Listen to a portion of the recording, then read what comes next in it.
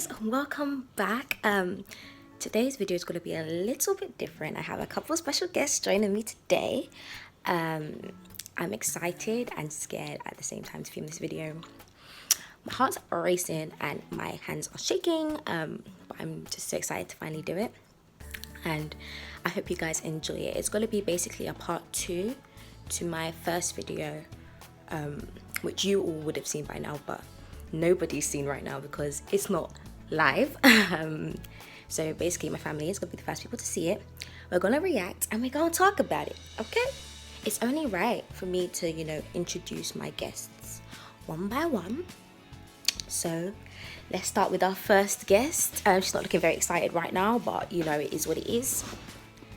Say hello. Hi. So guys, this is my cousin Nimat, basically my little sister because we live together. And are you excited to watch the video that I've made? Maybe. She said maybe. So our second guest has now joined us in the living room doing the only thing he knows how to do is eat. Say hello. Hello. This is my dad, everybody. They rescued him from Nigeria, so he's back. What do you mean rescued me? He got deported. I was evacuated. That's a difference. He was evacuated. So he's joining us today to watch the video. Are you excited? Of course I'm excited. Oh, our last guest is ready and is here. How about the television? Ow! Okay. Hello everybody, this is my mom. Let me say hello. And I want to do my hair before I say hello. Mom, say hello. Hello. So everyone, this is my mom. Hi. That's the last guest for today. So let's get started. Yeah, awesome. As you have mentioned, half an hour, I think we need lunches. So let me go and get move it on.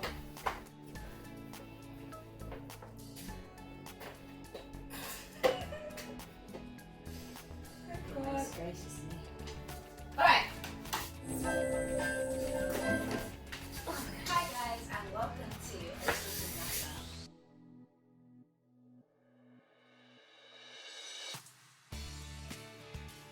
Matter. Don't forget to like and subscribe. Can I get a round of applause for my beautiful video? Thank you very much. Hi everybody. So as you've just seen, we've watched the video, and what me and my family now are going to do is discuss it. So please, join in with the conversation. Think about the questions that are being asked. What are your answers to the questions? Let me know in the comment section down below. Okay? Okay? And also, I just wanted to let you guys know that this conversation was about 2.5 hours around, and I've cut it down now, so you're seeing the cut down version. Okay, so it really is an important conversation that might go on longer than you expected, but it's important to have. It's important voice opinions to share. It's a good way to voice your opinion and really just get involved. So I hope that you were able to do that. And again, let me know in the comments. Pop into the DMs for our Instagram at atalkingmatter, which will be inserted. Okay, and yeah, hope you enjoy it. It's very good of you to do this kind of video because it kind of like gives insights into a lot of things that all of us take for granted, that it is not, life is not always as you see it in terms of what is going through other people. And maybe we should all be a bit more persuasive in trying to understand and trying to get out information from others, because it's a bit of a shocker for me, because if anybody asks me about Hiraya, leave that one, Hiraya is fine. She's enjoying herself. Don't worry. Very controlled. She knows what she wants. She knows what she's doing. Fine. Never had any problem with her. coming from someone that understands, you know, quite a bit about mental health. Also, being someone that have experienced depression for a very, very long time and managed depression all my life. I've managed it through my spirituality. I'm just grateful to God that you have some of the courage to come out with this, because living with you all my life, there are times that I've suspected that things were not really right. There are times that I have come to you, I have realized that there are other deep things in there, and tried to make conversation and try to just not to be too pushy, but to more or less say I'm available here, and especially going off to uni. I did notice and I did feel it. And not only did I feel it, I sensed it in the spirit as well. That is why I would come down and I'll say I'm going to spend the weekend down Southampton, just sort of to be with you, you know, bond week, prayer weekend and so on. But I know for sure that God was going to bring you out of whatever it is. I had no doubt that you are in the good hand, you are in the good hands of God. The thing that I agree with you most in this video is talk to someone. It doesn't have to be mom or dad. It doesn't even have to be a GP.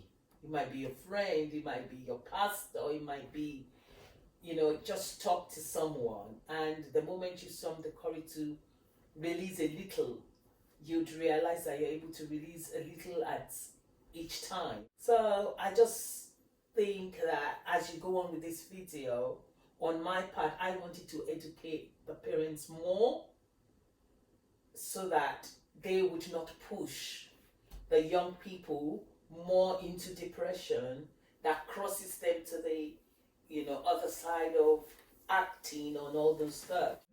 I feel like this topic is mostly going on with young people, and I feel like everyone has experienced it in their life, especially like growing up maybe in an African household, or like a strict parenting kind of household.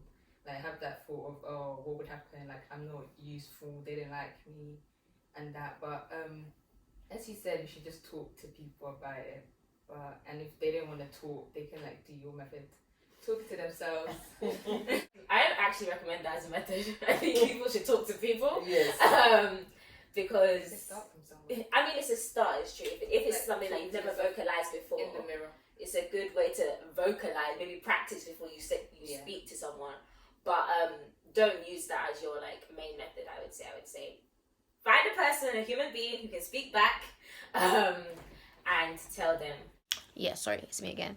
I have to apologize because I'm in and out of frame, especially towards like the end. You don't see me much, but you know, it's okay. It's okay. Y'all see me all the time, okay? Y'all don't need to see this all the time, okay? So yeah, I'm really sorry, guys. I really should have checked if I was gonna be in frame before I moved position after watching the video, but I didn't. So I'm just gonna apologize for that. But like I said, the conversation was 2 hours. It wasn't getting refilmed, okay? All right. So I think this video is really going to enlighten a lot of people in different ways, and I'm so grateful to God that it's coming. It's coming from a young person, and it's coming from someone that has the experience that it doesn't have any like abuse, because a lot of people think, oh, it's only people that are abused or have like suffered rough upbringing that suffer depression, and it's not that, you know. I can't explain what brings about depression. The most important side of this one, in terms of your story, is the fact that young people always shy away from the most available help and support that they have on their palms, which is their parents or their brothers or their siblings. Because those are people that understand you, and I somehow feel that this life is so funny that some children actually more or less go through almost the same kind of challenges that their parents went through. And so, if the children are not talking to someone that had gone through that kind of an experience, that is a massive amount of knowledge and information that is being ignored. So please, I will encourage people to talk to those within, those that are immediate to them, those that are very core to them, because they can actually easily alleviate some of these kind of like things, because there are things they've gone through, there are phases that they've managed to live through. It is not always the case that the parent's experience will be the child's experience, but in most cases, if we look at ourselves, most children are almost a carbon copy of their parents. And some of these things that you might be thinking about, believe it or not, your parents have gone through it at one point in time or the other. So they went out of it one way, and it is also possible that they are still fighting it as well. Maybe when you both actually, sit down, you just have, a child-parent talk on this kind of issue, that may even help both parents. Okay. On that note, I just want to say that for me, I have parents that I can easily talk to. I talk to my parents quite easily on most matters in life. We sit here, we discuss, we debate, we talk. That's the kind of parents I've been blessed with. I'm lucky in that respect. And I also have parents that aren't people that don't believe that mental health is a thing, or don't believe that they'll see it as like a white people's issue, because a lot of Africans do see it like that. So I've been blessed with parents like that, and yet for me it was still hard to discuss, let alone for people who might see their parent not be on that level of understanding with their parents. So I think it's important that in order for your children, and I think this is a thing with most African parents, in order for your children to be able to speak to you, can they speak to you about their day at school, let alone what's going on in their mind? To have that base level of communication between children and parents, I think is important. Yeah. And I think that for a lot of people, especially when we're speaking about people who are like from minority ethnic backgrounds, parents, I don't think do have that. And I think also as well with parents is that for us, like we don't really know fully what our parents go through, because I think a lot of times parents don't tell their children what they've been through. And I think that like sometimes if parents tell children I went through A, B, and C when I was younger, and I found it like this and this, and this is what I realized, and children go, oh, because I think a lot of the time we think that it's hard to imagine your parents as young. It's hard to imagine your parents in the same positions that you were in, because you've only known your parents as your parents, especially when we lived in different times, very different times. We grew up in different countries, so it can be hard to relate to this, have your parents relate to the same experiences as you. Let's see what everybody's definition of Exactly. depression is.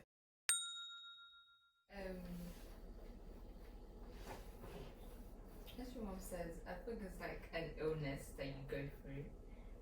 Like some people just think most people say they have depression, but they don't actually know what depression is. Like, it can just be ups and downs, as you know what I'm saying, or like some stage that they're just not in a good mood and they just think they're automatically depressed.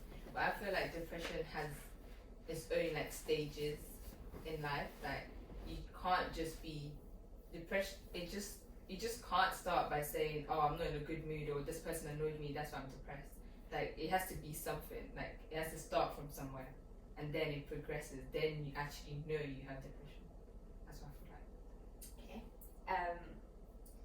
Just like side note quickly, I think just to get like a younger person's perspective on it, do you think that a a lot of people have like actual depression, especially like in our, let's say in our age group, in our age bracket.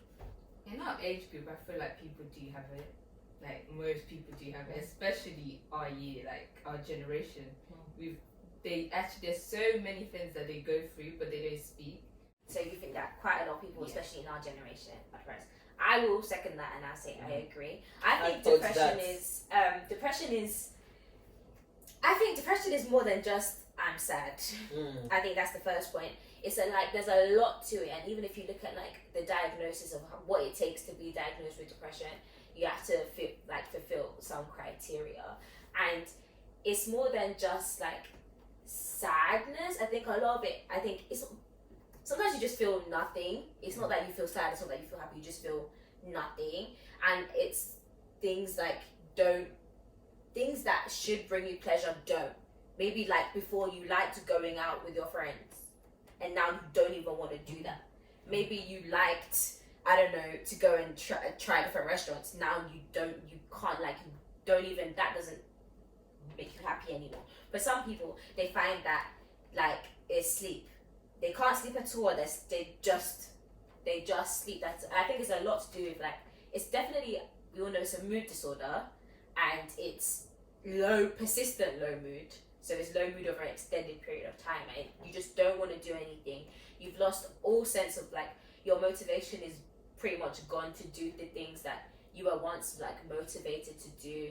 Maybe you can't concentrate, maybe you can't focus, and it's kind of, it becomes very encompassing, and it's like you're in a bubble and it's the only thing you see, and everything is very negative. Your thoughts are negative, everything is negative, how you see the world is negative. It just becomes very, very negative. It's very negative space. So I would say that to me, that's what depression is, and I think that a lot of people do live in it. I would say quite a lot of young people do, and I think that even when you like go to school sometimes or look around the room and you're like there's actually a lot of people going through it.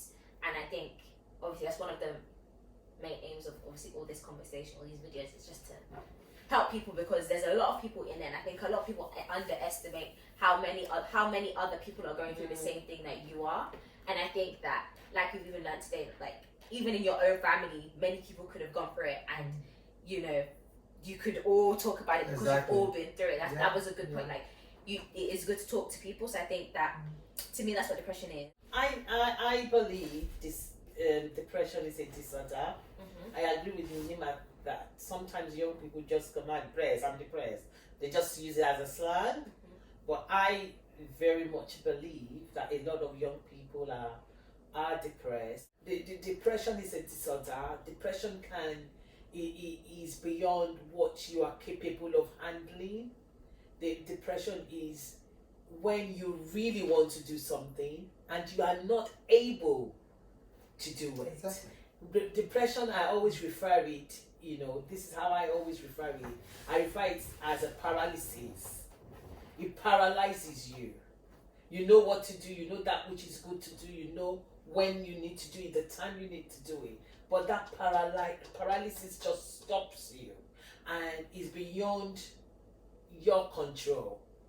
And sometimes you don't come to realize it until you're like almost tipping off the cliff and rolling down. And even for you to realize it at the tip of the cliff, I believe it's God's intervention to pull you back from that edge of the cliff, and say you can't do that. So for me, depression is real. It is very real to me. And depression, I also believe that people that have not suffered depression do not understand depression. Depression is more than simply feeling unhappy or fed up for a few days. Most people go through periods of feeling down. But when you are depressed, you feel persistently sad. Persistently is the word there. For weeks or months, rather than just a few days. Depression is a mood disorder that causes a persistent feeling of sadness and loss of interest. Also called major depressive disorder or clinical depression. It affects how you feel, think, and behave, and can lead to a variety of emotional and physical problems.